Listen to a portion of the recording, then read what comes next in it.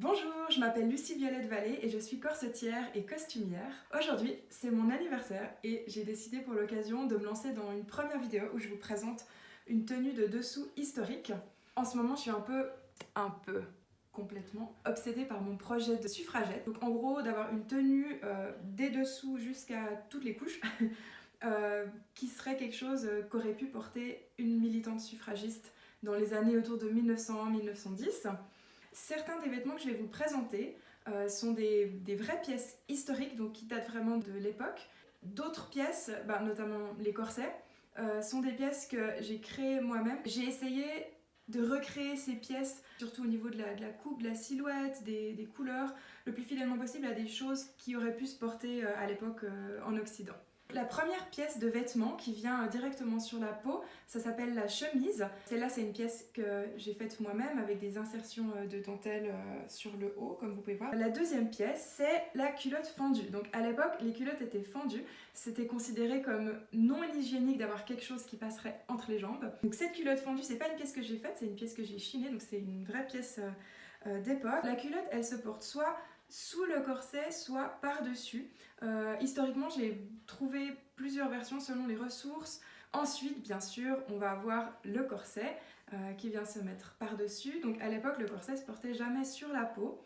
Autour des années 1900, on a vraiment une révolution qui s'opère dans la coupe du corset. À la fin du 19e siècle, les corsets avaient vraiment un ventre rebondi. Ça permettait d'avoir plein de place pour le ventre. Et autour des années 1900, des hommes, des médecins, sont arrivés et ont dit non, ce corset n'est pas hygiénique, et ils ont un peu imposé. Donc c'est des hommes qui sont arrivés qui ont appelé le corset d'autour de 1900, ils l'ont appelé le corset hygiénique, voilà, qui était soi-disant un corset meilleur pour la santé. Et donc ce corset, il est au niveau de la coupe, il a des coutures diagonales, souvent des empiècements qu'on voit sur les hanches, et on a plus une coupe un peu évasée sur le haut, et ensuite vraiment les hanches bien marquées. Et surtout, ce qui est particulier au corset de cette époque-là, c'est que c'est assez droit sur l'avant. Une des nouveautés des corsets de cette époque, c'est de leur rajouter des élastiques, d'abord sur l'avant où il y avait différentes techniques un peu qui ont été testées, pour pouvoir y accrocher les bas, au lieu de les faire tenir en mettant un ruban autour de la cuisse qui pouvait parfois serrer.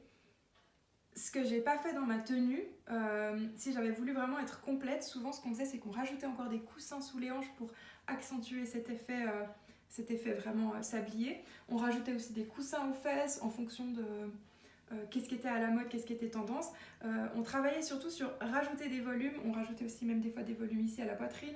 C'était plus dans le rajouter plutôt que faire des régimes ou serrer ou enlever. Et ensuite on a le cache-corset qui va venir non seulement cacher visuellement le corset et la différentes couleurs, mais aussi ça vient un peu entre guillemets lisser la silhouette et toutes ces couches qu'on a dessous. Donc le cache-corset fait vraiment partie de la tenue pour donner cette structure qu'on a dessous. On a le corset qui vient marquer la taille, donner la coupe, donner la silhouette qui était à la mode selon l'époque. Voilà toutes les couches qui étaient typiques de ce que les femmes portaient à l'époque autour de 1900. Une autre couche aussi que j'ai pas parce que je ne l'ai pas encore fait, ce serait le jupon. Ensuite on aurait encore un jupon et après on viendrait mettre les couches extérieures, ce qui va être visible aux yeux de tout le monde. Et pour conclure cette vidéo, j'aimerais encore juste vous faire un petit mot. J'ai créé une page Tipeee. C'est une plateforme de financement participatif sous forme de tips, donc de pourboire. Et si vous avez envie de me faire un cadeau pour mon anniversaire, de me faire plaisir, de soutenir mon travail, j'explique tout ça sur la page, comment ça fonctionne. J'explique aussi pourquoi j'ai décidé de faire cette démarche. J'explique aussi à quoi sert l'argent que vous me donnez. Vous pouvez me donner entre 1 euro, 2 euros, 3 euros, ce que vous voulez vraiment. Et ça peut être juste ponctuel, juste un pourboire. Ou ça peut être aussi un type récurrent. Vous pouvez par exemple décider de me donner 3 euros par mois et arrêter aussi à tout moment. Pour vous remercier, je vous offre des contreparties que je fabrique moi-même. Tout ça est expliqué sur le Tipeee, il y a des photos d'exemples, vous pouvez voir ce que c'est.